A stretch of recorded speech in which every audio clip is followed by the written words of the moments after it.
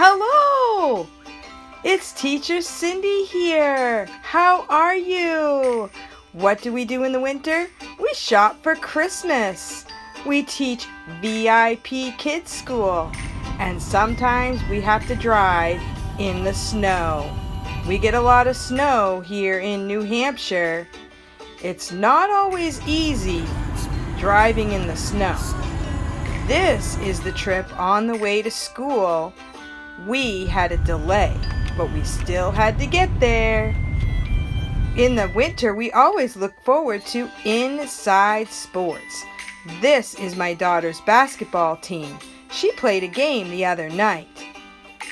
In VIP Kids School, we build our most favorite snowman, Olaf. See you soon in the classroom. Bye-bye.